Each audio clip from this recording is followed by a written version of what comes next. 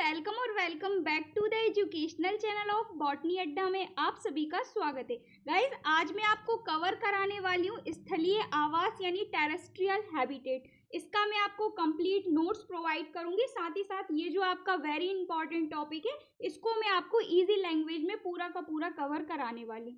सबसे पहले मैं आपको बताऊंगी स्थलीय आवास क्या होते हैं, एग्जैक्ट इसकी डेफिनेशन। देन इसके बाद मैं आपको इसके फैक्टर बताऊंगी, इसके कैरेक्टराइटिक्स बताऊंगी, यानी इसके कारक और इसके लक्षण मैं आपको बताने वाली हूँ, जो कि वेरी वेरी वेरी इंपॉर्टेंट है। देन इसके बाद हम देखेंगे स्थलीय समुदाय यानी टेरेस्ट्रियल कम्युनिटीज कौन कौन सी होती हैं, ये भी आपके इंपॉर्टेंट है, जिसके अंतर्गत 3 टाइप के आपके समुदाय पाए जाते हैं, जिसमें आपके उत्पादक, उपभोक्ता और अपघटनकर्ता पाए जाते हैं, जिसमें आपके प्राणी जात पाए जाते हैं। ठीक है, इसके बाद हम देखेंगे स्थलीय समुदाय का क्लासिफिकेशन यानी स्थलीय समुदाय का वर्गीकरण। वीडियो का एंड तक बने रहिएगा, one of the most important topic है ये आपका स्थलीय आवास। इसके अंतर्गत जो आने वाले और भी वीडियोस हैं हैबिटेट के अंतर्गत, आवास के अंतर्गत, मैंने आपको ऑलरेडी एक्सप्लेन कर दिए। यदि आपने चेक नहीं किए तो चेक कर लीजिएगा, डिस्क्रिप्शन में मैंने आपको लिंक दे दिए और सेपरेट प्लेलिस्ट बना दिए। तो चलिए अब हम वीडियो को स्टार्ट करते हैं। स्थलीय आवास इसी को कहा जाता है टेरेस्ट्रियल हैबिटेट। स्थलीय आवास ज्यादा कुछ तो नहीं, इतना तो आप सभी जानते ही होंगे, जो स्थल होते हैं उसका मतलब होता है भूमि। स्थलीय आवास में जो स्थल है इसका मतलब होता है भूमि, भूमि यानी जमीन। ठीक है, तो स्थलीय आवास ऐसे आवास होते हैं जो कि आपके भूमि पर पाए जाते हैं, जो कि आपके जमीन पर पाए जाते हैं। अब जमीन पे तो काफी सारी चीजें पाई जाती हैं। जमीन पे आपका रेगिस्तान पाया जाता है, जमीन पे आपके वन फॉरेस्ट पाए जाते हैं, डेजर्ट पाए जाते हैं, काफी सारी चीजें जमीन पर आपकी पाई जाती हैं। तो क्या ये सभी आपके स्थलीय आवास कहलाते हैं? तो जी हाँ गाइस, स्थल पर जितने भी आपके आवास पाए जाते हैं वो सभी आपके स्थलीय आवास कहलाते हैं, जहाँ पर आपके विभिन्न प्रकार के प्राणी, विभिन्न प्रकार के जीव जंतु, ह्यूमन हो या जीव जंतु हो, सभी जो है वो अपने आवास के रूप में जीवन यापन करते हैं, वो सभी आपके स्थलीय आवास कहलाते हैं। तो चलिए अब हम इसकी थ्योरी की तरफ आगे की ओर बढ़ते हैं। तो इसकी थ्योरी में कहा गया है स्थलीय आवास एक ऐसा आवास होता है जो मुख्यतः भूमि पर पाया जाता है। जैसा कि मैंने आपको बताया, स्थल का मतलब होता है भूमि और भूमि का मतलब होता है जमीन। ठीक है, तो जो स्थलीय आवास होते हैं वो आपकी भूमि पर पाए जाते हैं मेनली। इसके अंतर्गत रेगिस्तान, पहाड़, जंगल, घास के मैदान, आर्द्र भूमियां, ये सभी पर्यावरण की एक बड़ी श्रृंखला में स्थलीय आवास फैले होते हैं। अब बात आती है कि कैसे फैले होते हैं। कुछ कारण तो होंगे जिसकी वजह से ये स्थलीय आवास आपके पूरे एनवायरमेंट में, पूरे पर्यावरण में विस्तृत रूप से फैले रहते हैं। तो इनके फैलने का एक विशेष कारण होता है, विभिन्न विभिन्न टाइप के कारक पाए जाते हैं। जैसे कि जो आपका रेगिस्तान है वहाँ का टेम्परेचर अलग पाया जाता है, जो आपके माउंटेन यानी पहाड़ होते हैं वहाँ का टेम्परेचर, वहाँ की आर्द्रता, ह्यूमिडिटी, ये सभी कुछ अलग अलग पाए जाते हैं। जंगल जो होते हैं वहाँ का अलग वातावरण, एनवायरमेंट पाया जाता है, वहाँ का टेम्परेचर अलग पाया जाता है, वहाँ पे जो लाइट वगैरह है, प्रकाश वगैरह है, कुछ अलग पाई जाती है, वर्षा वगैरह है वो भी कुछ अलग पाई जाती है। तो ये सभी विभिन्न विभिन्न प्रकार के कारक हैं जो कि मैं आपको आगे बताऊंगी। इन सभी के अकॉर्डिंग इनको जो है वो अलग अलग भागों में बांटा गया है। ठीक है, सभी कहलाते हैं आपके टेरेस्ट्रियल हैबिटेट। जितने भी आपके भूमि पर पाए जाते हैं उन सभी को कहते हैं स्थलीय आवास। ठीक है, तो इसीलिए जो स्थलीय आवास है इसके अंतर्गत रेगिस्तान, पहाड़, जंगल, घास के मैदान, आर्द्र भूमियां, ये सभी आते हैं, जो कि एनवायरमेंट का एक बहुत ही बड़ा भाग होता है। ठीक है, चूंकि ये जमीन पर यानी भूमि पर स्थित होते हैं इसीलिए इन्हें स्थलीय आवास कहते हैं। आई होप आपको क्लियर हुआ होगा। अब मैं आपको इसकी एग्जैक्ट डेफिनेशन बताती हूँ, इसकी परिभाषा बताती हूँ। तो इसकी परिभाषा के अंतर्गत कहा गया है स्थल यानी जमीन पर पाए जाने वाले पौधे एवं जंतुओं के आवास को स्थलीय आवास कहते हैं। वन हुआ, घास का मैदान हुआ, मरुस्थल हुआ यानी डेजर्ट, तटीय पर्वतीय भाग, ये सभी स्थलीय आवास के उदाहरण होते हैं, एग्जाम्पल होते हैं। ठीक है, तो बेसिकली यही कहा गया है, जो आपके जमीन पर विभिन्न प्रकार के पेड़ पौधे, जीव जंतु होते हैं, ये आपका आवास के रूप में एक स्थान पर रहते हैं, एक जमीन पर रहते हैं, जमीन पर भी एक सेपरेट स्थान पर रहते हैं, उसको कहते हैं स्थलीय आवास। जैसे कि जीव जंतु विभिन्न विभिन्न प्रकार के जंगलों में रहते हैं, राइट। इसी टाइप से हम लोग भी अलग अलग अपनी बिल्डिंग्स बनाकर रहते हैं, अपने घरों में रहते हैं। जो आपके अनेक प्रकार के जीव होते हैं वो कई बड़े बड़े पेड़ों पर रहते हैं, ये सभी आपके एक ज़मीन पर, एक स्थल पर पाए जाते हैं, उन्हीं को कहते हैं स्थलीय आवास। ठीक है, इसकी एक और डेफिनेशन मैंने आपके लिए ऐड की हुई है। ऐसे आवास जहाँ पर मनुष्य और अन्य स्थलीय जीव जंतु निवास करते हैं। इसके अंतर्गत जंगल, रेगिस्तान, पहाड़ क्षेत्र ये सभी आते हैं जो कि ज़मीन के ऊपर होते हैं और इन पर जीव जंतु अपना निवास करते हैं, स्थलीय आवास कहलाते हैं। ठीक है, आपको इसकी डेफिनेशन क्लियर हुई होगी। तो बेसिकली इसका कहने का मतलब यही होता है, जो स्थलीय आवास होते हैं वो आपके ज़मीन पर यानी भूमि पर स्थित होते हैं। इस पर जीव जंतु हुए, हम सभी हुए, पेड़ पौधे हुए, सभी अपना जीवन यापन करते हैं। ठीक है, ह्यूमन के द्वारा जो बिल्डिंग्स बनाई जाती हैं, जो अपने घर बनाए जाते हैं, वो भी स्थलीय आवास के अंतर्गत ही आते हैं।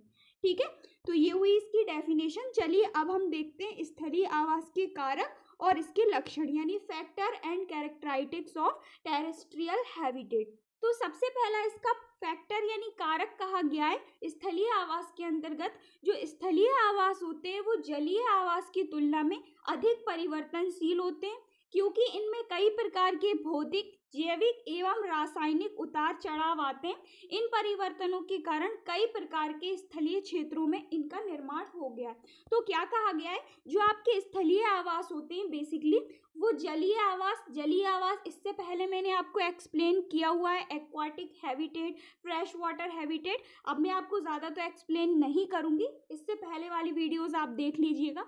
जो जलीय आवास होते हैं उनमें भी काफ़ी सारे उतार चढ़ाव होते हैं, लेकिन जो आपके स्थलीय आवास यानी टेरेस्ट्रियल हैबिटेट्स होती हैं उनमें जलीय आवास की तुलना में ज़्यादा परिवर्तन होते हैं।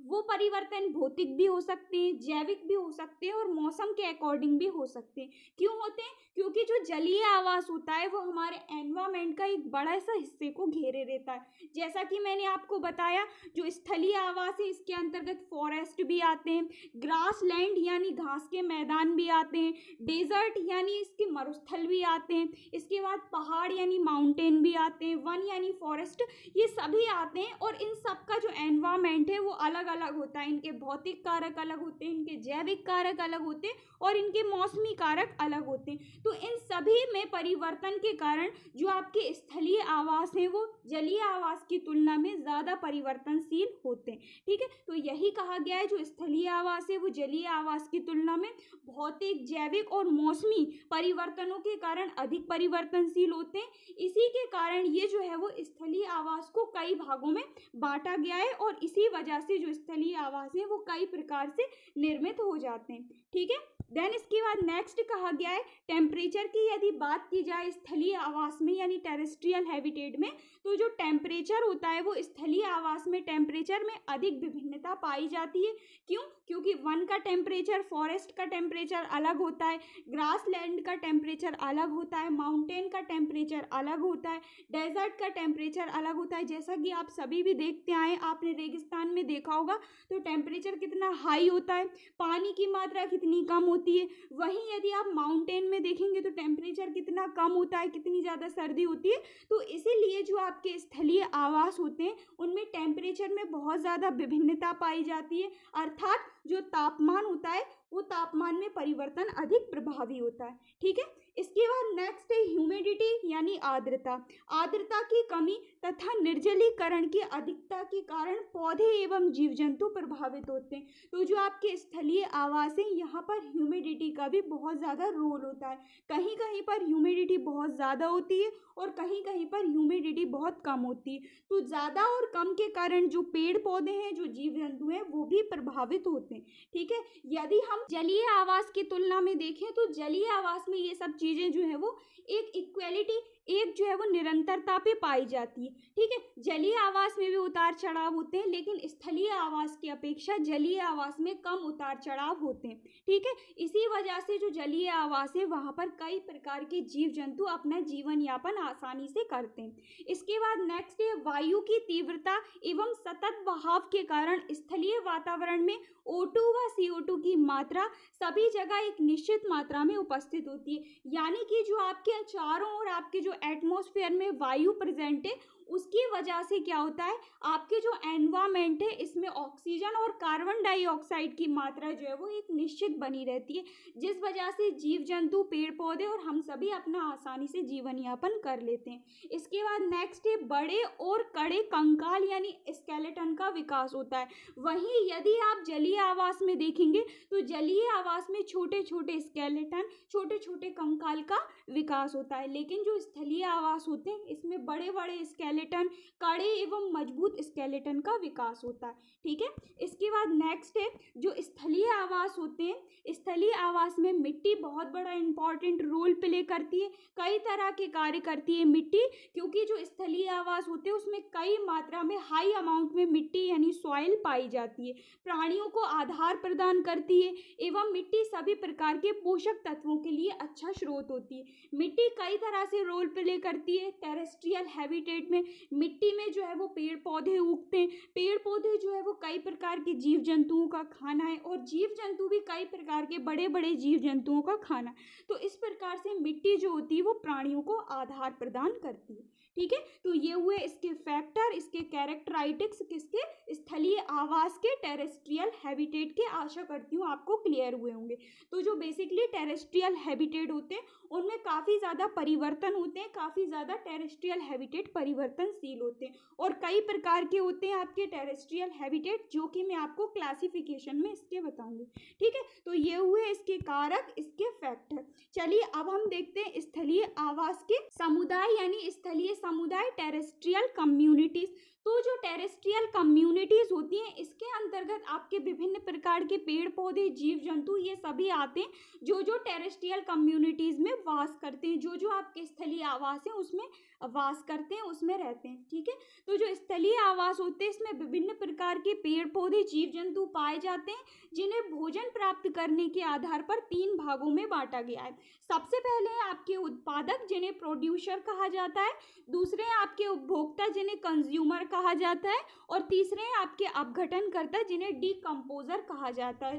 तो ये 3 प्रकार के आपके पादप और जंतु पाए जाते हैं आपके स्थलीय आवास में, जिनको जो है वो भोजन प्राप्त करने के आधार पर 3 भागों में बांटा गया है। एक एक करके अब मैं आपको बताती हूँ उत्पादक, उपभोक्ता और अपघटनकर्ता क्या होते हैं। तो सबसे पहली बात है उत्पादक। तो जो उत्पादक होते हैं इसके अंतर्गत बेसिकली हरे पेड़ पौधे आते हैं जो कि अपना भोजन स्वयं बना लेते हैं। चलिए अब हम इसकी थ्योरी देखते हैं। तो कहा गया है उत्पादक स्थलीय समुदाय के प्रमुख सदस्य होते हैं जो कि प्रकाश संश्लेषण की प्रोसेस के द्वारा अपना भोजन स्वयं बना लेते हैं। इन्हें प्राथमिक उत्पादक भी कहा जाता है। जैसा कि मैंने आपको बताया था, जो उत्पादक, जो प्रोड्यूसर होते हैं वो अपना खाना स्वयं ही बना लेते हैं प्रकाश संश्लेषण की प्रोसेस के द्वारा। ये अनेक जीव जंतुओं को आश्रय भी प्रदान करते हैं एवं मृदा के क्षरण को भी रोकते हैं। हरे पादपों में उनके आकार के आधार पर कई भागों में बांटा गया है, जैसे कि शाख हुए, छुप यानी शर्ट्स हुए, ये सारे जो है वो उनके आकार के आधार पर बांटा गया है हरे पेड़ पौधों को। इसके अलावा यदि हम वातावरण के आधार पर बात करें तो वातावरणीय अनुकूलन के आधार पर मरोद्भिद, समोद्भिद, जलोद्भिद और लवणोद्भिद, इन 4 भागों में बांटा गया है पेड़ पौधों को वातावरण के आधार पर। ठीक है, तो जो उत्पादक होते हैं इसके अंतर्गत बेसिकली पेड़ पौधे आते हैं जो कि अपना भोजन स्वयं बना लेते हैं, और जो पेड़ पौधे होते हैं वो विभिन्न प्रकार के जीव जंतुओं को आश्रय भी प्रदान करते हैं। कैसे करते हैं कि जो पेड़ पौधे होते हैं उनको कई प्रकार के जीव जंतु खाते हैं, उनका पेट भरता है और इस टाइप से वो अपनी जीवन को पूरा करते हैं। ठीक है, यदि उनको खाना ही नहीं मिलेगा तो वो मर जाएंगे। तो इस टाइप से जो पेड़ पौधे होते हैं वो जीव जंतुओं को आश्रय भी प्रदान करते हैं। इसके अलावा जो मिट्टी होती है उसकी उर्वरकता को बढ़ाते हैं और मिट्टी का जो क्षरण होता है उसको रोकते हैं। ठीक है, आकार के आधार पर यदि हम बात करें तो आकार के आधार पर पेड़ पौधों को शाख में, छुप में और अनेक प्रकार के पौधों में बांटा गया है। यदि हम वातावरणीय अनुकूलन के आधार पर बात करें तो मरोद्भिद, समोद्भिद, जलोद्भिद और लवणोद्भिद, इन 4 भागों में वातावरण के आधार पर बांटा गया। ठीक है, तो फर्स्ट ये हुए आपके उत्पादक। देन इसके बाद सेकंड आते हैं उपभोक्ता। तो जो उपभोक्ता होते हैं स्थलीय समुदाय के अंतर्गत, इसके अंतर्गत छोटे छोटे कृमियों से लेके बड़े आकार के जीव जंतु एवं मैमल्स आते हैं, जिन्हें दो श्रेणियों में बांटा गया है। यानी कि जो उपभोक्ता होते हैं, उपभोक्ता कई प्रकार के होते हैं। बेसिकली इनको हम दो भागों में बांटते हैं। इसके अंतर्गत छोटे छोटे कृमि आ जाते हैं, इसके अंतर्गत कई प्रकार के बड़े जंतु भी आ जाते हैं, और इसके अंतर्गत मैमल्स भी आ जाते हैं। इनको मैं दो श्रेणियों में बांट के आपको इजीली समझाती हूँ। सबसे पहले पादप भक्षी और दूसरे हैं आपके मांसाहारी। तो जो पादप भक्षी होते हैं वो क्या करते हैं, पादपों का भक्षण करते हैं, यानी पेड़ पौधों के कुछ भागों को खा लेते हैं या संपूर्ण पौधे को नुकसान पहुंचाते हैं। वहीं जो मांसाहारी होते हैं वो क्या करते हैं, वो जीव जंतुओं को नुकसान पहुंचाते हैं, यानी जीव जंतुओं को खाकर ही वो अपना भोजन करते हैं, इसलिए इनको जो है वो मांसाहारी कहा गया है। चलिए अब मैं आपको थ्योरी के थ्रू समझाती हूँ। तो जो पादप भक्षी है, इसके अंतर्गत कहा गया है स्थलीय आवास में पादप भक्षी की संख्या बहुत ही ज्यादा होती है, या फिर कहा जाए तो बहुत अधिक होती है। यह संपूर्ण पौधे को या पौधे के विभिन्न भागों का भक्षण करते हैं, जैसे कि तितली का कैटरपिलर ये पौधे की पत्तियों को खाता है, एफिड या पादप जू ये पौधे के रस को चूसता है। इसी टाइप से जो दीमक होता है वो पौधे की जड़ों को खाता है। इस टाइप से जो पादप भक्षी होते हैं ये क्या करते हैं, पादपों का भक्षण करते हैं, यानी पादपों को या पौधों को खाते हैं, ठीक है, और पौधों को खाकर अपना जो है वो भोजन करते हैं, और इस टाइप से वो जीवित रहते हैं। इसी टाइप से कई प्रकार के चरने वाले जो जीव जंतु हैं, जैसे कि बकरी हुई, घोड़ा यानी हॉर्स हुआ, गाय हुई, ये सभी जो चरने वाले जो जीव जंतु होते हैं ये क्या करते हैं, ये भी पादप भक्षी के अंतर्गत आते हैं, क्योंकि ये क्या कर रहे हैं, ये भी पादपों का ही भक्षण कर रहे हैं। जैसे कि गाय हुई, ये क्या करती है, कई प्रकार के पौधों को खाती है, बकरी ये भी कई प्रकार के पौधों को खाती है, हॉर्स ये भी कई प्रकार के घास फूस वगैरह खाता है, ठीक है। तो जो चरने वाले जो आपके जीव जंतु हैं उन्हें भी पादप भक्षी के अंतर्गत इंक्लूड किया गया है, क्योंकि ये भी पादपों का भक्षण करते हैं और अपना जीवन यापन करते हैं, ठीक है। इसके बाद आते हैं मांसाहारी। तो मांसाहारी के अंतर्गत ऐसे जीव जंतुओं को ऐड किया गया है जो कि शिकार करते हैं जीव जंतुओं का, जैसे कि शेर, चीता, बिच्छू, मकड़ी, ये सारे ये क्या करते हैं, जीव जंतुओं का शिकार करते हैं और अपना जीवन यापन करते हैं, भोजन प्राप्त करते हैं, ठीक है। तो इस टाइप के जो शिकार करने वाले जीव जंतु हैं इन्हें मांसाहारी के अंतर्गत ऐड किया गया, ठीक है। तो ये हुए दो टाइप के आपके उपभोक्ता। इसके बाद आते हैं अपघटनकर्ता यानी डीकम्पोजर। तो जो आपके अपघटनकर्ता होते हैं बेसिकली ये क्या करते हैं, मृत और सड़े गले कार्बनिक पदार्थों को खाने वाले जीव जंतु होते हैं, यानी जो सड़ा गला पदार्थ माल डाले उसको खाते हैं। इसके अंतर्गत बेसिकली कवक, जीवाणु, प्रोटोजुआ ये सभी को रखा गया है, जो क्या करते हैं, सड़े गले पदार्थों को खाते हैं, उनको नष्ट करते हैं, ठीक है। या फिर कोई मृत पदार्थ है, कोई बॉडी मर गई है उसके ऊपर लगकर उसको नष्ट करते हैं, ठीक है। तो ऐसे जीव जंतु जो कि मृत और सड़े गले कार्बनिक पदार्थों को खाते हैं, इसके अंतर्गत कवक, जीवाणु, प्रोटोजुआ को ऐड किया गया है, वो सारे के सारे आपके अपघटनकर्ता के अंतर्गत ऐड किए गए, ठीक है। तो ये हुए आपके टेरेस्ट्रियल कम्युनिटीज, जिसके अंतर्गत मैंने आपको उत्पादक बताए, उपभोक्ता बताए और अपघटनकर्ता बताए, तीनों को मैंने आपको अलग अलग करके एक्सप्लेन किया हुआ है, ठीक है। चलिए अब हम बढ़ते हैं आगे की ओर और देखते हैं स्थलीय आवास का वर्गीकरण यानी क्लासिफिकेशन ऑफ टेरेस्ट्रियल हैबिटेट, जो कि आपका very very very important topic है और यहाँ से आपका सेपरेट क्वेश्चन भी बनता है। स्थलीय आवास क्या होते हैं, स्थलीय आवास का वर्गीकरण लिखिए इस टाइप का, ठीक है। डायरेक्टली 5 मार्क्स का पूछा जाता है और ये पूरा का पूरा एज इट इज क्वेश्चन भी आपका प्रीवियस ईयर ही पूछा गया था, ठीक है। तो चलिए अब हम देखते हैं स्थलीय आवास का वर्गीकरण यानी इसका क्लासिफिकेशन। तो जैसा कि मैंने आपको शुरुआत में बताया था, जो स्थलीय आवास है वो कई प्रकार के होते हैं, कारक यानी फैक्टर के अकॉर्डिंग इनको जो है वो अलग अलग भागों में बांटा गया है। तो सबसे पहला है टुंड्रा, दूसरा है वन, तीसरा है घास स्थल, चौथा है पर्वत, पांचवा है मरुस्थल। तो इन 5 भागों में बेसिकली स्थलीय आवास को बांटा गया है, जिसमें सारे के सारे फॉरेस्ट, जंगल वगैरह हुए, घास स्थल वगैरह हुए, पर्वत यानी माउंटेन, डेजर्ट, इन सभी को ऐड किया हुआ है। तो चलिए अब मैं आपको एक एक करके एक्सप्लेन करती हूँ। सबसे पहले आता है आपका टुंड्रा। तो सबसे पहले हम देखते हैं कि ये जो टुंड्रा वाला भाग है ये कहाँ से कहाँ तक फैला रहता है और किस टाइप का भाग होता है।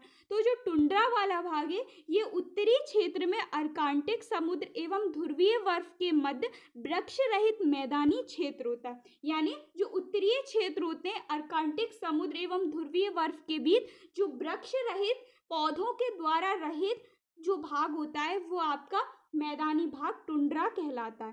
ठीक है, इसकी यदि हम जलवायु की बात करें तो टुंड्रा जो है यहाँ की हम जलवायु देखें तो यहाँ पे काफ़ी कठोर जलवायु पाई जाती है। और टेम्परेचर की यदि हम बात करें तो यहाँ का टेम्परेचर बहुत ज़्यादा कम होता है, बहुत ज़्यादा निम्न होता है, बहुत ज़्यादा लो होता है। ठीक है, इसके बाद वर्षा की यदि बात की जाए तो बहुत कम वर्षा होती है। यहाँ की टेम्परेचर यहाँ पे -30 डिग्री से -40 डिग्री के बीच होता है। ठीक है, छोटा वृद्धि काल होता है, यानी यहाँ पे जो पेड़ पौधे होते हैं उनकी ज़्यादा एज नहीं होती है। ठीक है, उनका वृद्धि काल कम होता है। इसके अलावा यदि हम वाष्पोत्सर्जन की दर की बात करें तो वाष्पोत्सर्जन की दर बहुत कम होती है। क्यों होती है? क्योंकि यहाँ पर वर्षा कम होती है। ठीक है, इसके अलावा यदि हम बर्फ की बात करें तो इसका अधिकतर जो थल वाला भाग है वो बर्फ से ढका होता है। टेम्परेचर जैसा कि मैंने आपको बताया -30 डिग्री से -40 डिग्री के बीच होता है।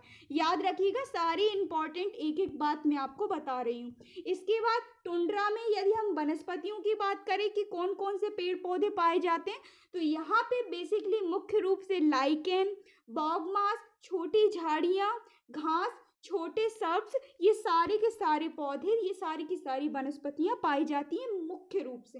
ठीक है, और यदि हम जीव जंतुओं की बात करें टुंड्रा में तो टुंड्रा में कई प्रकार के जीव जंतु पाए जाते हैं, लेकिन मैं आपको मेन बता देती हूँ। अर्कांटिक लोमड़ी, खरगोश, रेंडियर, ध्रुवीय भालू, बर्फीले उल्लू, ये सारे के सारे पाए जाते हैं। इसके अलावा गर्मियों में मच्छर, मक्खी और प्रवासी पक्षी भी टुंड्रा वाले क्षेत्र में पाए जाते हैं। ठीक है, तो ये हुआ फर्स्ट आपका कवर टुंड्रा। टुंड्रा बेसिकली आपका उत्तरी क्षेत्र में अर्कांटिक समुद्र एवं ध्रुवीय बर्फ के मध्य वृक्ष रहित मैदानी भाग होता है। याद रखिएगा, इंपॉर्टेंट है। यहाँ पर कौन कौन सी वनस्पतियाँ पाई जाती हैं, क्या क्या टेम्परेचर होता है, जलवायु कैसी रहती है, कौन कौन से जीव जंतु पाए जाते हैं, सभी कुछ मैंने आपको एक एक करके बता दिया। ठीक है, अब हम बढ़ते हैं आगे की ओर और देखते हैं फॉरेस्ट। फॉरेस्ट यानी वन यानी जंगल, वनों से मिलकर जंगल बना होता है। ठीक है, तो वन के अंतर्गत आते हैं फॉरेस्ट। ठीक है, तो अब हम देखते हैं फॉरेस्ट। तो जो बेसिकली वन होते हैं वो कई प्रकार के पाए जाते हैं, जैसे संकुल वन हुए, पर्णपाती वन हुए, उष्णकटिबंधीय वन हुए। बेसिकली ये 3 वन है जिसके अंतर्गत सारे वन आ जाते हैं। एक एक करके मैं आपको एक्सप्लेन भी करूंगी।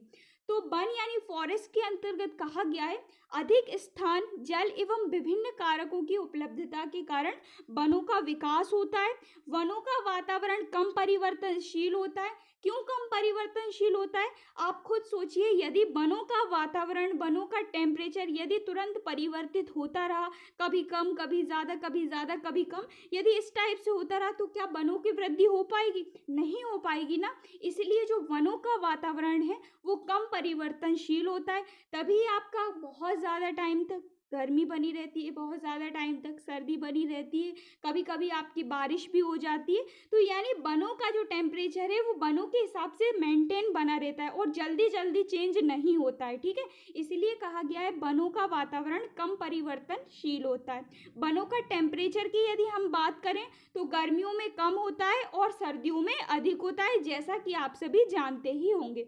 इसके अलावा जलवायु, मिट्टी की स्थिति, जल की उपलब्धता के कारण जो वन होते हैं वो कई प्रकार के होते हैं, जैसे कि शंकुल वन, इनकी जो जलवायु है, इनकी जो मृदा की स्थिति है और इनको जो पानी की ज़रूरत है वो कुछ अलग होती है। इसके अलावा जो पर्णपाती वन है इनमें भी जलवायु, मिट्टी और जल, इन सभी की उपलब्धता अलग अलग होती है। इसके अलावा जो उष्णकटिबंधीय वन है इनमें भी इन तीनों की स्थिति अलग अलग होती है। ठीक है, एक एक करके अब हम समझते हैं कि शंकुल वन, पर्णपाती वन और उष्णकटिबंधीय वन कौन कौन से होते हैं और क्या होते हैं। तो सबसे पहला है आपका शंकुल वन, जिन्हें कोनीफोरस फॉरेस्ट के नाम से भी जाना जाता है। तो जो आपके शंकुल वन है, सबसे पहली बात, उत्तरी अमेरिका, यूरोप और एशिया तक फैला ये क्षेत्र पृथ्वी का लगभग 10% भाग को घेरे रहता है। यानी संपूर्ण पृथ्वी में जो 10% भाग है वो आपके शंकुल वन का ही होता है। और यदि हम बात करें ये कहाँ कहाँ फैले रहते हैं, तो उत्तरी अमेरिका, यूरोप और एशिया तक आपके संकुल वन फैले हुए होते हैं। ठीक है, याद रखिएगा, इंपॉर्टेंट है। इसके बाद कहा गया है इन क्षेत्रों में अधिक वर्षा होती है। इनकी जो मिट्टी की यदि हम बात करें तो मिट्टी जो होती है वो काफ़ी अम्लीय होती है, और ज़्यादा अम्लीय मिट्टी में हर कोई से वन का उग पाना बिल्कुल भी संभव नहीं है। लेकिन जो आपके शंकुल वन होते हैं उनकी जो मिट्टी है वो काफ़ी अम्लीय होती है। ठीक है, यदि हम इसकी वर्षा की बात करें तो काफ़ी ज़्यादा इनको पानी की ज़रूरत होती है, इसलिए जहाँ जहाँ संकुल वन है, उत्तरी अमेरिका, यूरोप, एशिया, यहाँ पर वर्षा भी ज़्यादा होती है। ठीक है, यदि हम टेम्परेचर की बात करें तो 30 डिग्री तक मिनिमम आपका टेम्परेचर यहाँ पे संकुल वनों का पाया जाता है। ठीक है, यदि हम संकुल वनों के मुख्य वृक्ष या प्रमुख वृक्ष की बात करें तो चीड़ के वृक्ष, देवदार के वृक्ष, फर्न, पाइनस, जूनिपर, ये सारे जो वृक्ष हैं ये संकुल वृक्ष के अंतर्गत, संकुल वन के अंतर्गत, कॉनिफेरस फॉरेस्ट के अंतर्गत आते हैं। ठीक है, यदि हम जीव जंतुओं की बात करें तो भेड़िया, लाल लोमड़ियाँ, गिलहरी, कबूतर, चील, ये सारे जीव जंतु पाए जाते हैं कॉनिफेरस फॉरेस्ट के अंतर्गत। इसके अलावा यदि हम बर्ड्स यानी पक्षियों की बात करें तो तोते, गोरैया, चील, कबूतर, बेसिकली ये ज़्यादा मात्रा में देखे गए। ठीक है, तो ये फर्स्ट हुए आपके संकुल वन, जो कि आपके उत्तरी अमेरिका, यूरोप, एशिया तक फैले होते हैं और पृथ्वी का लगभग 10% भाग को कवर किए होते हैं। ठीक है, इनके लिए पानी की मात्रा ज़्यादा होती है, इनके लिए पानी की मात्रा की आवश्यकता ज़्यादा होती है, इसलिए वर्षा यहाँ पर ज़्यादा होती है। और यदि इनकी मिट्टी की बात करें तो इनकी मिट्टी जो होती है वो काफ़ी अम्लीय होती है। इसके बाद सेकंड आते हैं आपके पर्णपाती वन। तो जो पर्णपाती वन है ये आपके उत्तरी अमेरिका के पूर्वी भाग में, पूरे यूरोप में, जापान में एवं ऑस्ट्रेलिया के कुछ भागों में एवं दक्षिणी अमेरिका तक फैले हुए हैं। तो ये जो आपके पर्णपाती वन है ये आपके ज़्यादा मात्रा में फैले हुए हैं एज कंपेयर टू आपके जो है वो शंकुल वन। ठीक है, क्योंकि जो आपके पर्णपाती वन है ये उत्तरी अमेरिका के पूर्वी भाग में तो फैले ही फैले हैं, इसके अलावा दक्षिणी अमेरिका के कई भागों तक ये वन आपके फैले हुए हैं। ठीक है, देन इसके बाद कहा गया है इस क्षेत्र में वृक्षों की पत्तियां अधिक बड़ी होती हैं जो पतझड़ में गिर जाती हैं एवं पुनः विकसित हो जाती हैं। यानी जो पर्णपाती वन है इनकी जो वृक्षों की पत्तियां ये काफ़ी बड़ी बड़ी होती हैं, जो कि एक टाइम पर जब पतझड़ का टाइम आता है तब गिर जाती हैं, और इनमें एक स्थिति बहुत अच्छी होती है कि ये पुनः विकसित भी हो जाती हैं बहुत ही जल्दी। ठीक है, यहाँ सूर्य के प्रकाश की अधिकता होती है एवं पत्तियों की सतह से वाष्पीकरण अधिक होता है। यानी कि जो पत्ती में स्टोमेटा पाए जाते हैं, छोटे छोटे रंध्र, उनके द्वारा वाष्पीकरण ज़्यादा होता है। और जो आपके पर्णपाती वन है इनके लिए सूर्य के प्रकाश की जो अधिकता है वो काफ़ी अच्छी होती है। ठीक है, तभी ये जो पर्णपाती वन है ये जीवित रह पाते हैं। यदि हम मुख्य पर्णपाती वनों की बात करें, प्रमुख जो पर्णपाती वन कौन कौन से होते हैं, उसके अंतर्गत आते हैं ओक, बेटुला और एसर। ये तीन जो वन है ये इंपॉर्टेंट है। इसके अलावा भी कई छोटे छोटे वन भी पाए जाते हैं। इसके अलावा यदि हम जंतुओं की बात करें तो हिरण, भालू, गिलहरी, कठफोड़वे बेसिकली वही होते हैं जो आपके पौधे के तने में छेद करते हैं। इनकी जो चोंच होती है वो काफ़ी मजबूत होती है। तो कठफोड़वे हुए, बाज, सुअर, ये सारे जो है वो आपके जीव जंतु पाए जाते हैं आपके पर्णपाती फॉरेस्ट के अंतर्गत। ठीक है, तो सेकंड हुए आपके पर्णपाती वन जो कि आपके उत्तरी अमेरिका के पूर्वी भाग से लेकर दक्षिणी अमेरिका तक फैले हुए होते हैं। देन इसके बाद थर्ड आते हैं आपके टॉपिकल रेन फॉरेस्ट यानी उष्ण कटिबंधीय one. Very very very important है। तो जो आपके टॉपिकल रेन फॉरेस्ट बने ये आपके भूमध्य रेखा के निकट निचले हिस्से में फैले हुए होते हैं। ये सदाबहार वन मध्य America, Amazon, Congo, Bharat, New Guinea तक फैले होते हैं। यानी हमारे इंडिया में भी आपके जो टॉपिकल रेन फॉरेस्ट है, सदाबहार वन है, ये पाए जाते हैं। ठीक है, भूमध्य रेखा के निकट निचले भागों में आपके प्रेजेंट होते हैं टॉपिकल रेन फॉरेस्ट। ठीक है, इसके अलावा Amazon, America, Congo, New Guinea, यहाँ तक भी ये जो आपके उष्णकटिबंधीय वन है ये फैले हुए होते हैं। ठीक है, इसके अलावा कहा गया है भूमध्य रेखा के निकट स्थित इन वनों को सर्वाधिक अनुकूल जलवायु मिलती है। यहाँ प्रतिवर्ष 200 सेंटीमीटर या इससे भी ज्यादा वर्षा होती है। तो बेसिकली जो आपके उष्णकटिबंधीय वन होते हैं इनके लिए पानी की जरूरत बहुत ज्यादा होती है। 200 सेंटीमीटर या इससे भी ज्यादा वर्षा होती है आपके उष्णकटिबंधीय वनों के लिए। अतः यहाँ भरपूर आर्द्रता होती है। आप समझ सकते हैं जहाँ पर वर्षा ज्यादा होती है वहाँ पर आर्द्रता तो भरपूर होगी ही। इसीलिए यह वन हरे भरे भी रहते हैं और जंगल में मुख्य रूप से राजा के रूप में जाने जाते हैं आपके उष्णकटिबंधीय वन। ठीक है, यदि हम उष्णकटिबंधीय वन में मुख्य वनों की बात करें तो इसके अंतर्गत हमारा बरगद, कटहल, सिनकोना, दालचीनी, ताड़, सागौन, साल, पलाश, बांस, ये सारे आपके मुख्य वन आ जाते हैं उष्णकटिबंधीय वन के अंतर्गत। जैसा कि आप सभी ने देखा होगा हमारे भारत में, इंडिया में भी ये उष्णकटिबंधीय वन पाए जाते हैं। यदि हम जीव जंतुओं की बात करें तो जो जीव जंतु होते हैं उष्णकटिबंधीय वनों में सबसे ज्यादा पाए जाते हैं। बंदर हुए, पैराकिट, स्लॉथ, छिपकलियां, विभिन्न प्रकार के वृक्ष में रहने वाले मेढक, ये सारे आपके जीव पाए जाते हैं उष्णकटिबंधीय वनों में। अनेक प्रकार के कीट पतंगे भी आपकी पाई जाती हैं। ठीक है, तो ये हुए आपके 3 प्रकार के वन जो कि मैंने आपको फॉरेस्ट के अंतर्गत बताए हुए हैं। ठीक है, सबसे पहले मैंने आपको बताया शंकुल वन, दूसरे मैंने आपको बताया पर्णपाती वन और तीसरा मैंने आपको बताया उष्णकटिबंधीय वन यानी ट्रॉपिकल रेन फॉरेस्ट। ठीक है, तो ये तीनों मैंने आपको बताया फॉरेस्ट के अंतर्गत। इसके बाद अब हम देखते हैं घास स्थल। तो जो आपके घास स्थल है, ग्रास लैंड है, ये ग्रास लैंड भी आपके जो है वो टेरेस्ट्रियल हैबिटेट के अंतर्गत यानी स्थलीय आवास के अंतर्गत ऐड किए गए। तो घास स्थल के अंतर्गत कहा गया है घास स्थल ऐसे स्थानों पर पाए जाते हैं जहां पर वर्षा 25 से 75 सेंटीमीटर प्रति वर्ष होती है, क्योंकि इतनी कम वर्षा वनों के विकास के लिए अपर्याप्त होती है, परंतु इतनी भी कम नहीं होती कि मरुस्थल विकसित ना हो सके। यानी कि जो घास स्थल होते हैं इनको बनने के लिए ज्यादा मात्रा में वर्षा की आवश्यकता नहीं होती है। ठीक है, इसलिए घास स्थल में बहुत कम वर्षा होती है। आप देख सकते हैं 25 से 75 सेंटीमीटर से भी कम प्रतिवर्ष वर्षा होती है, क्योंकि जो घास स्थल होते हैं यहाँ पर आपकी बहुत ही छोटी छोटी घास, बेसिकली आपने चारागाह देखा होगा, चारागाह के रूप में बहुत ही छोटे छोटे पेड़ पौधे, छोटी छोटी घास पाई जाती है और इसके लिए ज्यादा मात्रा में पानी की, ज्यादा मात्रा में वर्षा की जरूरत नहीं होती है। इसलिए जो घास स्थल होते हैं, जो आपके ग्रास लैंड्स होते हैं, वहां पर कम वर्षा की आवश्यकता होती है और वहां पर कम ही वर्षा होती है। 25 से 75 सेंटीमीटर प्रतिवर्ष वर्षा होती है। ठीक है, अब मैं आपको बताती हूँ विश्व के प्रमुख घास स्थल। तो विश्व के प्रमुख घास स्थल वेरी वेरी वेरी इंपॉर्टेंट है। सबसे पहला है आपका कनाडा तथा अमेरिका की प्रोरीज, देन इसके बाद सेकंड है दक्षिणी अमेरिका के पंपास, तीसरा है आपका यूरेशिया के स्टेपीज, चौथा है आपका न्यूजीलैंड के टॉसॉक्स और पांचवा है आपका अफ्रीका के वेल्टर्स।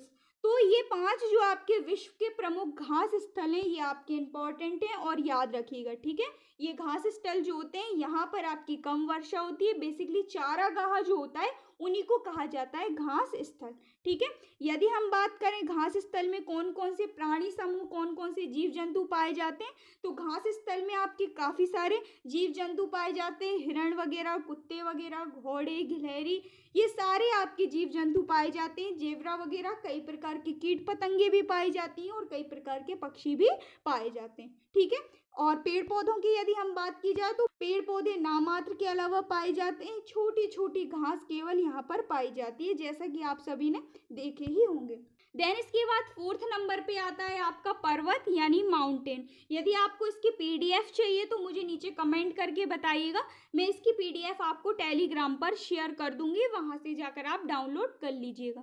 ठीक है, 4th है आपका माउंटेन यानी पर्वत। तो बेसिकली जो माउंटेन होते हैं इनको अधिक वर्षा और अधिक ऊंचाई के आधार पर कई भागों में बांटा गया है, क्योंकि जो माउंटेन होते हैं वो काफ़ी बड़े बड़े भी होते हैं और काफ़ी छोटे छोटे भी होते हैं। कुछ कुछ माउंटेन में काफ़ी ज़्यादा वर्षा होती है और कुछ कुछ माउंटेन में बहुत कम वर्षा भी होती है। ठीक है, तो इसके जो है वो थ्योरी के अंतर्गत कहा गया है पर्वतीय ऊंचाई एवं अधिक वर्षा के अनुसार पर्वत कई प्रकार के होते हैं। अधिक ऊंचाई वाले पर्वतों की चोटी पर बर्फ पाई जाती है एवं पर्वतों की कम ऊंचाई पर उष्णकटिबंधीय वन पाए जाते हैं। याद रखिएगा, जो आपके ज़्यादा ऊंचे ऊंचे पर्वत होते हैं उनकी चोटी पर बर्फ पाई जाती है, जैसा कि आप सभी जानते भी होंगे और आपने देखा भी होगा। ठीक है, इसके अलावा जो आपके कम यानी छोटे छोटे जो पर्वत होते हैं जिनकी ऊंचाई बहुत कम होती है, वहां पर आपके उष्णकटिबंधीय वर्षावन पाए जाते हैं। कुछ अधिक ऊंचाई पर शंकु वन पाए जाते हैं, अधिकतम ऊंचाई पर वृक्ष रहित वन पाए जाते हैं। इन क्षेत्रों में पौधे, प्राणी एवं विभिन्न वातावरण की परिस्थितियों के अनुकूल अनुकूलित होते हैं। यानी कि जो आपके पर्वत होते हैं, यहाँ पर जो पेड़ पौधे पाए जाते हैं, यहाँ पर जो जीव जंतु पाए जाते हैं, वो पर्वत की जो अनुकूलित वातावरण है, जो अनुकूलित स्थितियां हैं, उसके अकॉर्डिंग ही पाए जाते हैं। ऐसे पक्षी पाए जाते हैं जो कि उड़ पाते हैं और उड़ के ऊपर नीचे आ जा सकते हैं और जो अपना भोजन स्वयं ही ढूंढ पाते हैं। कुछ इस टाइप के पक्षी पाए जाते हैं। और यहाँ पर जो पेड़ पौधे हैं वो उष्णकटिबंधीय वन पाए जाते हैं। जैसा कि मैंने आपको बताया, उष्णकटिबंधीय वन के अंतर्गत कौन कौन से वन पाए जाते हैं, जस्ट मैंने आपको ऊपर ही बताया। ठीक है, कुछ और ऊंचाई तक यदि हम बात करें तो शंकु वन भी पाए जाते हैं, और यदि हम ज़्यादा ही ऊंचाई पर चले जाएंगे तो वहाँ पर आपके वन नहीं पाए जाते हैं, वहाँ पर फिर आपकी बर्फ आ जाती है। ठीक है, जैसा कि यहाँ पर लिखा हुआ है, अधिक ऊंचाई पर बर्फ की चोटी पर, अधिक ऊंचाई पर पर्वत की चोटी पर बर्फ पाई जाती है। ठीक है, तो ये हुआ फोर्थ आपका पर्वत यानी माउंटेन। इसके बाद लास्ट आता है आपका मरुस्थल यानी डेजर्ट। तो मरुस्थल यानी डेजर्ट तो आप सभी ने देखा ही होगा। जो मरुस्थल डेजर्ट होता है इसको रेगिस्तान भी कहते हैं, और रेगिस्तान में आपका पानी का अभाव होता है, यानी यहाँ पर पानी बहुत कम मात्रा में पाया जाता है। एक और खास बात, मरुस्थल में जितनी ही ज़्यादा गर्मी पड़ती है उतनी ही ज़्यादा वहाँ पे ठंडक भी होती है रात के टाइम पे। क्यों होती है? क्योंकि वहाँ पर आपकी रेत यानी सैंड पाई जाती है। रेत जितनी गर्म होती है आपकी उतनी ज़्यादा ठंडी भी होती है, मौसम के अकॉर्डिंग, टेम्परेचर के अकॉर्डिंग। तो चलिए अब हम इसकी जो है वो थ्योरी के ऊपर चलते हैं। तो सबसे पहले मैं आपको बताती हूँ डेजर्ट यानी मरुस्थल क्या होते हैं। ऐसे स्थल जहाँ पर सामान्य जीवन के लिए आवश्यक वर्षा एवं जल का अभाव होता है मरुस्थल कहलाते हैं। यानी कि आपके ज़मीन पर स्थित ऐसे स्थल जहाँ पर जीवन के लिए वर्षा बहुत कम होती है, पानी का बहुत अभाव होता है, उसको कहा जाता है मरुस्थल। ठीक है, बहुत ज़्यादा आपका रेतीला भाग होता है मरुस्थल। इसके अलावा कहा गया है मरुस्थल विश्व के सभी भागों में फैले हुए हैं। ये दक्षिण पश्चिम अमेरिका, मैक्सिको, चिली, ऑस्ट्रेलिया एवं हिमालय के उत्तर में तिब्बत तक पाए जाते हैं। यानी कि जो मरुस्थल है ये भी काफ़ी भागों तक फैले हुए हैं उष्णकटिबंधीय वर्षा वनों की तरह। ठीक है, इसके अलावा कहा गया है उत्तरी अफ्रीका का सहारा मरुस्थल, एशिया का गोबी मरुस्थल, पश्चिम एशिया का थार प्रमुख मरुस्थलों में से एक होता है। याद रखिएगा, इंपॉर्टेंट है, सारे फैक्ट मैं आपको इंपॉर्टेंट लेके आती हूँ। इसके अलावा यदि हम बात करें मरुस्थल में कौन कौन से पौधे पाए जाते हैं, तो जैसा कि आप सभी जानते होंगे कैक्टस तो प्रेजेंट ही होता है। क्यों प्रेजेंट होता है?